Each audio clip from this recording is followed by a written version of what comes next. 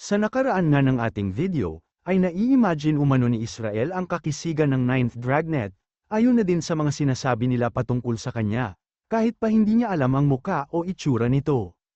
Kaya naman biglang lumaki ang tenga ng ating bida na sinang-ayunan ang lahat ng sinabi ni Israel, sabay tanong na din kung totoo ba ang tsismis, na ang mga cultivator umano sa iba't ibang panig ng daigdig, ay natatakot o mayroong takot sa Ninth Dragnet. Agad namang sumingit sa usapan ang mga kasama nilang lalaki, at sinabi na hindi makatao ang naging desisyon ng Dragnet and Snare sa pagkakataong ito, dahil ang pinadala nila para pumasok sa ruin ay ang Ninth Dragnet mismo. Habang ang isa naman naaalala daw ang patungkol sa mga nagtungo ng Foreign Affairs Office, kung saan ay nagprotesta sila sa desisyon ng Dragnet and Snares na ipadala ang Ninth Dragnet sa ruin, pero nanahimik na nga lang daw sila nang dahil sa sinabi ng officer mula sa Dragnet and Snares. Kaya naman agad na lumapit si Shu sa kanya, upang tanungin kung ano ang sinabi ng taga Dragnet and Snare sa mga nagpuprotesta, at sinabi nga nito na sila man umano sa Dragnet and Snares ay hindi kayang pigilan ng Ninth Dragnet, at kung kaya nga lang daw sana nila, ay mas pipiliin pa nilang sa China na lang gumawa ng kalokohan ng Ninth Dragnet, sabay sabi na maswerte umano ang mga cultivator na papasok sa ruin, at naiinggit nga daw siya sa kanila dahil matitikman nila ang lupit ng ating bida. At naisip nga ni Shu na isa lang umano ang makakapagsabi ng mga ganong bagay, yun nga ay walang iba kundi si Mingyo, kaya naman kailangan umano niyang makausap si Nieting, upang palitan si Mingyo nang hindi na makapagkalat ng pangit na balita o tsismis patungkol sa kanya. Ilang sandali pa nga ay biglang naupo ang ating bida, kaya naman tinatanong ni Israel kung bakit siya naupo, pero tinanong lang naman ng ating bida kung ano ang masama doon, sabay higa at sinabing pwede din siyang mahiga kung nanaisin niya. Agad nga din siyang naghikab, habang sinasabi na kahit sa ang ruin ay mapanganib tuwing gabi, kaya mas mainam umano kung magpahinga na din sila ng maaga, sabay tulog at hilik. Kaya naman napapatanong ang naka-bownet, kung bakit daw biglang nakatulog ang ating bida, kakasabi lang niya na mapanganib sa gabi, sabay tanong na din kung hindi ba sila dapat na magbantay. Habang ang isa naman ay pinagdududahan na ang obserbasyon umano ni Israel sa ating bida, at mukhang nagkamali nga daw si Israel sa pagkakataong ito, dahil ang ating bida umano ay tila hindi naman sanay sa pagpasok ng ruin. At naisip nga ni Israel na ngayon lang umano pinagdudahan ng ibang tao, ang mga nagiging desisyon at obserbasyon niya, kaya naman paggising umano ng ating bida ay makakatikim si Shu sa kanya. Samantala pagsapit naman ng umaga habang natutulog ang mga kasamahan ng ating bida, ay nagtataka ito dahil masyado umanong tahimik ang unang gabi niya dito sa ruin, magdamag nga daw siyang nagtulog-tulugan, pero wala man lang siyang naramdaman na lumapit sa kanila. Kung pagbabasehan nga daw niya ang mga nangyari kahapon, ay masasabi niyang mas malawak ang ruin na ito kumpara sa ibang ruin, pero bukod nga daw sa mga kakaibang nilalang na ngayon lamang niya nakita, ay wala pa siyang panganib na nakaharap sa ruin na ito. Naisip nga din niya na ang mga sandata o spiritual tool umano sa mga ruins ay nagmula ng Luniverse, kaya malamang umano na ang mga nilalang na andito, ay dinala din ng dating hari sa lugar na ito. At malamang nga daw na yun din ang dahilan, kung bakit kahit na mataas ang spiritual power sa Luniverse, ay walang ganung mga hayop at spiritual beast na nakita ang ating bida, bukod na lang sa mga high-rank beast na napaamo nila. Malamang nga daw na naisip ng dating hari na masyadong malalakas ang mga nilalang na ito, kaya naman bago siya umalis ng Luniverse, ay inubos o dinala niya ang mga ito sa mga ruins. Pero kung andito nga daw sa loob ng ruin na ito si Xiaoyu, ay hindi na siya magtataka kung kalaunan ay makita niyang madaming hayop na kasama ang kanyang kapatid, dahil si Xiaoyu ay may kakayahang magpaamo o magpasunod ng mga spiritual beast. At sa pagtayo nga ng ating bida, ay sinabi nito na kailangan niyang unahin ang paghahanap kay Xiaoyu, habang iniikot niya ang buong ruin. Pero bigla nga siyang nagulat matapos yumanig ang lugar kung nasaan sila, kaya naman agad niyang pinasan ang mga kasama niya at tumakbo ng palayo. Dito nga ay napapatanong pa si Israel kung nasaan na umano siya, at kung ano daw ba ang ginagawa ng ating bida, na sinabi lang namang tumingin siya sa likod sa lugar kung saan sila nagpahinga. Agad namang lumingon si Israel at nakita nga niya na biglang umangat ang lupa, kaya naman biglang nagdilim ang mukha nito sa gulat at takot, habang si Shu naman ay sinabi lang na ngayon ay alam na niya kung bakit sila tumatakbo. Bilasan mo pa ang pagtakbo, wika naman ni Israel, sabay tanong sa ating bida kung ano umano yun, at sinabi nga ni Shu na isa umanong giant turtle yun.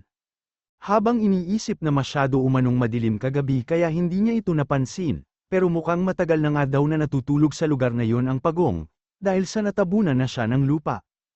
Pero ang pinagtataka nga niya, ay kung bakit hindi man lang niya naramdaman na mayroong ibang nilalang sa lugar na yon, at kung bakit hindi niya maramdaman ang aura o kapangyarihan ng pagong. Naisip nga din ni Shu na hindi naman sa hindi niya kayang talunin ang pagong, pero kung kakalabanin nga daw niya ang isang malaki at matigas na nilalang, ay pwedeng ma-expose ang pagpapanggap niya, kaya mas mainam na lang na tumakbo muna. Ilang sandali pa nga ang nakalipas matapos silang makalayo sa malaking pagong, ay tinatanong ni Israel kung ayos lang daw ba ang ating bida, habang iniisip na plano sana niyang paglaruan si Shu paggising niya, pero mukhang hindi na nga daw niya magagawa yon dahil niligtas ng ating bida ang kanyang buhay. Agad na din siyang nagpasalamat sa ating bida, dahil kung hindi umano sa kanya ay malamang sa patay na sila. Pero sinabi lang naman ni Shu na kailangan niyang magdagdag ng bayad, dahil sa binuhat niya ang mga ito palayo sa malaking pagong. Agad na din niyang hinagis ang sapatos kay Israel, kaya naman hindi ito makapaniwala na maging ang sapatos ay hindi nakalimutan ng ating bida, kahit pa nasa panganib na sila. Ilang sandali pa ay sinabi ng ating bida na, kung maaari umano ay bigyan na siya ng tseke ni Israel ngayon para makasiguro siya, kaya naman na-shock na lang si Israel, na napapatanong sa kanyang sarili kung mukha ba siyang scammer, at kung dapat ba ay hindi na lang siya nagpasalamat sa ating bida. Hanggang sa muli ay bigla na naman silang nakarinig ng kakaibang tunog, kaya naman tinatanong ni Israel kung ano kaya ang mga tila mabilis na tumatakbo patungo sa kanila. Hanggang sa nakita nga ni Shu ang kidlat sa dibdib ng mga ito, at matapos nilang makita ang pulutong ng Thunderbolt, ay masyado ang takot nila habang tinatanong kung saan nagmula ang mga ito. Sabay sabi na kailangan na nilang tumakbo.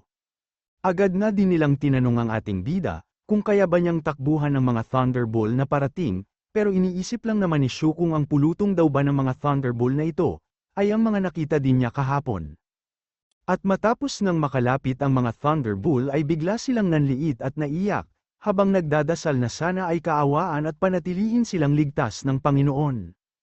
Ilang sandali pa ay biglang lumapit ang leader nila sa ating bida, at bigla nga din itong nagpa-cute, kaya naman napapatanong si Shu sa kanyang sarili kung paano kaya siya nahanap ng mga ito.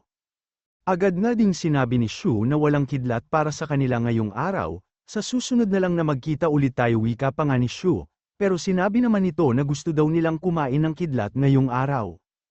Kaya naman hindi makapaniwala ang ating bida, na sa loob umano ng ruin na ito ay sinusundan siya ng mga weirdong kalabaw, para makakain ng kidlat, sabay tanong na din kung anong klaseng experience daw ba ito, dahil nagtungo nga daw siya sa ruin na ito para makahanap ng kayamanan. Pero biglang may na-realize ang ating bida, at bigla nga din siyang napapatanong sa kanyang sarili kung nakausap ba talaga niya ito, at tulad ba ni Xiaoyu ay nakakausap na din niya ang mga hayop. Pero sinabi naman nito na wala umanong abilidad na ganun ang ating bida, dahil silang mga Thunderbolt nga daw ang may abilidad na makipag-usap sa mga tao. Ganun ba wika naman ni Shu, sabay sabi na wala siyang kidlat para sa kanila ngayong araw, kaya mas mainam kung umalis na lang sila, pero tinanong lang naman ito kung sigurado ba ang ating bida na wala talaga siyang kidlat ngayon. Kaya naman biglang napatanong si Shu sa kanyang sarili, kung aatakihin daw kaya siya ng mga ito pag hindi sila nakakain ng kidlat, habang iniisip na masyado umano silang madami, kaya tiyak na mahihirapan siya pag inatake siya ng mga Thunderbolt. Pero bigla nga silang napaliguan ng alikabok, matapos tumakbo ng mabilis palayo sa kanila ang pulutong ng Thunderbolt. At dahil dito ay masyado ang gulat nila Israel, na tinatanong kung talaga bang umalis na lang ang mga Thunderbolt, pero tinanong lang naman ni Shu kung ayaw pa ba niyang paalisin ang mga Thunderbolt, sabay tanong na din kung dapat ba niyang tawagin ulit ang mga Thunderbolt. Habang iniisip na espesyal umano ang mga Thunderbolt na yun, dahil mayroon silang abilidad na makipag-usap sa mga tao, at bukod doon ay madali din silang kausap, sunod ay naisip ng ating bida na hindi pa ito ang tamang pagkakataon, pero sa susunod nga daw na makita niya ulit ang mga Thunderbolt, ay magtatanong na siya patungkol sa ruin na ito. Ilang sandali pa ay muli silang nagulat nang makita ang makapal na alikabok at silawit sa di kalayuan, dahilan upang agad-agad na yamakap si Israel sa ating bida, habang naiiyak at tinatanong kung bumalik ba ulit ang mga Thunderbolt. Pero nang makalapit nga ang mga ito, ay na-realize nilang mga tao pala ang nakita nila, habang ang ating bida naman ay naramdamang mga sirang ang kalalakihan, habang ang mga kababaihan sa likod nila ay mga pangkaraniwang tao. Naisip nga din ni Shu na mahigit 10 na umano ang nakikita niyang pangkaraniwang tao sa loob ng ruin, kaya napapatanong siya sa kanyang sarili kung ano ang nangyayari, at kung bakit sobrang dami ng pangkaraniwang tao sa loob ng ruin na ito. Samantala sa labas naman ng ruin, ay nababalita ang patungkol sa hindi inaasahang pangyayari, dahil ang hamog sa Yellowstone ruin ay umabot sa mga kalapit na lugar o bayan. Kaya naman napapatanong si Zujin kung bakit masyado umanong malawak ang inabot ng hamog ngayon, sabay tanong na din kay Zekhao kung nalaman na ba nila ang buong sukat ng naabot ng hamog, pero sinabi naman ni Ji Chao na hindi pa umano, at sinabi nga din niya na siguradong malawak ang ruin na pinasok nila Shu. Kaya tinanong naman ni Zujin si Nieting, kung dapat na ba silang magtungo at pumasok sa ruin, para suportahan at tulungan umano ang ating bida. Pero tinanong lang naman ni Nieting kung sa tingin ba niya ay kailangan ni Shu ang tulong nila, sabay tanong na din kung sa tingin ba niya ay mas malakas siya sa ating bida, at kung talaga bang mayroon siyang maitutulong kay Shu. Tigilan muna ang pag-aalala sa kanya, wika pa nga ni Nieting, dahil ang kailangan nga daw nilang alalahanin ngayon, ay ang mga cultivator mula sa ibang organisasyon na siguradong magkakatrauma na naman sa ating bida, at sinabi nga ni Zujin na isa din yun sa inaalala niya. Samantala sa loob nga ng ruin, ay naisip ng ating bida na kaduda-duda umano ang kilos ng mga individual cultivator sa kanyang harapan. Naisip nga din ni Shu na ang mga kababaihan umano sa likod nila, ay malamang sa sapilitan lamang ang pagsunod sa mga individual cultivator, at kung tama nga din daw ang duda niya, ay ginagamit ng mga ito ang pagiging cultivator nila para pagsamantalahan ang mga kababaihan. Agad nga din sinabi ni Shu na mga si Rank ang nangunguna sa grupo nila. Sunod ay nagbigay siya ng babala kay Israel, at sinabi na hindi maganda ang kutob niya sa mga individual cultivator, kaya kailangan nilang mag-ingat. Habang ang mga kasama naman ni Israel, ay hindi makapaniwala na nakahanap sila agad ng mas malalakas na cultivator kaysa sa ating bida umano, kaya naman agad na din silang tumakbo patungo sa kabilang grupo, habang humihingi ng tulong. Bigla namang sumakit ang ulo ng ating bida sa mga kasamahan ni Israel, dahil agad na nga daw silang humingi ng tulong sa kabilang grupo, kahit hindi pa nila alam kung kaibigan o kaaway ba sila, sabay tanong na din kung pagod na kaya silang mabuhay. Isa pa ay madami nga daw B-rank na nilalang ang nasa ruin na ito, kaya ang pagsunod o pagnanais nilang sumama sa mga C-rank, ay tila pagpapakamatay na din. Agad nga ding sinabi ng mga ito sa ating bida na pwede na siyang umalis, tutal ay sinabi nga din daw ni Shu kahapon na may mga kailangan pa siyang gawin. Sabay sabi na mas malalakas daw ang cultivator sa kabilang grupo, kaya siguradong magiging ligtas sila, habang ang isa naman ay pinasalamatan na lang ang ating bida, pero dahil sa buhay nga daw nila ang nakataya dito, ay mas kailangan nila ng mga professional o mas malalakas na bodyguard, at handang magbantay sa kanila kahit gabi. Kaya naman biglang nainis ang ating bida, at tinatanong nga nito kung ang ibig ba nilang sabihin ay isa siyang mahinang nilalang. Sabay sabi na hindi bali na at nasabi naman na niya ang mga kailangan niyang sabihin, at agad na din siyang nagpaalam sa kanila. Agad namang sinabi ni Israel na tila hindi yata patas ang ginawa nila, sinabi nga din niya na isang i-rank lang umano ang ating bida, kaya hindi ba dapat ay hinayaan na lang siyang manatili kasama nila, para maging ligtas silang lahat. Pero sinabi naman ng lalaki sa kanan na nagtiyaga lang daw sila sa ating bida hanggang sa makahanap ng mas malalakas na cultivator, habang ang lalaki naman sa kaliwa, ay sinabi na mahinang nilalang lang daw ang ating bida, at bukod doon ay hindi din maganda ang ugali niya, kaya siguradong magdudulot lang daw si Shu ng problema sa kanila kalaunan. Kaya naman hindi na nakapagsalita si Israel, habang inaalala ang mga ginawang pagliligtas ng ating bida sa kanila, nung mga panahong nasa panganib sila, at pakiramdam nga din daw ni Israel na hindi pangkaraniwang i-rank cultivator ang ating bida. Ilang sandali pa matapos makalapit ang kabilang grupo sa kanila, ay agad na umiiling ang mga kababaihan sa likod ng mga individual cultivator, kaya naman naisip ni Israel na parang may mali o kakaiba umano sa grupo ng mga ito. Agad nga ding sinabi ni Israel sa isang lalaki, na puro sila pangkaraniwang tao at aksidente lang silang napasok ng ruin, sabay sabi na din na sana ay matulungan sila ng mga ito, pero ang tinig naman ni Israel ang unang napansin ng lalaki. Agad nga ding tinanong ng lalaki kung siya ba si Israel ang sikat na reporter, na agad din naman niyang kinumpirma. Agad nga din niyang sinabi na magbibigay sila ng malaking halaga ng pera pag nakalabas sila ng ruin, kaya sana daw ay matulungan sila ng mga individual cultivator. Tinanong nga din ni Israel kung gaano kalawak ang ruin na ito, at kung hanggang saan ang inabot ng puting hamog, at sinabi naman ng lalaki na malawak umano ang ruin na ito, dahil ang mga kababaihan sa kanilang likuran ay nagmula pa sa kabilang bayan. Ayon nga daw sa mga kasama nilang babae, ay kasalukuyan silang natutulog sa kanilang bahay nang bigla silang napasok sa ruin na ito, kaya naman masyado ang gulat ni Israel sa luwang ng ruin, at sigurado nga daw na hindi mabilang ang pangkaraniwang tao na napasok sa ruin. Ilang sandali pa ay biglang lumapit ang isang lalaki kay Israel, kung saan ay agad nga nitong hinawakan ang mga buhok ni Israel, habang sinasabi na ang magandang tulad niya ay matutulungan nila, pero hindi ang mga kasamahan niyang lalaki. Kaya naman agad siyang hinayla ng mga kasamahan niya, na tinatanong kung ano ang ginagawa nila, at kung bakit hindi sila pwedeng tulungan ng mga individual cultivator. At sinabi nga nila na wala umanong bakla sa kanila, kaya naman wala silang interest sa mga lalaki, agad nga din nilang sinabi na maywan na umano ang mga lalaki dito, para magsilbing pagkain ng mga scorpions. Hindi naman makapaniwala ang mga ito sa kanilang narinig, kaya agad silang tumakbo habang sumisigaw ng tulong, habang ang isa naman ay sinasabi na kailangan umano nilang hanapin ang ating bida, upang may magligtas at magtanggol sa kanila. Pero sinabi naman ng mga ito na wag na nilang tangkain pang tumakas, narinig nga din daw nila kung paanong pinaalis ng mga kasama ni Israel ang ating bida, sabay sabi na sa tingin nyo ba ay tutulungan pa kayo matapos ng mga binitawan ninyong salita. Ilang sandali pa nga ay nahawakan ng isa ang kamay ni Israel, at habang hawak nga niya si Israel ay sinabi pa ng lalaki na hindi pwedeng hindi niya matikman si Israel, sinabi nga din ng lalaki na matagal na umano niyang pangarap si Israel, at hindi nga daw siya makapaniwala na matutupad na ang mga nais niyang gawin sa kanya. Agad nga ding sinabi ng isa na dapat na silang umalis, at huwag nga daw nilang sasabihin sa iba ang patungkol sa kanila kung ayaw nilang mamatay, habang si Israel naman ay paulit-ulit na humihingi ng tulong sa kanila.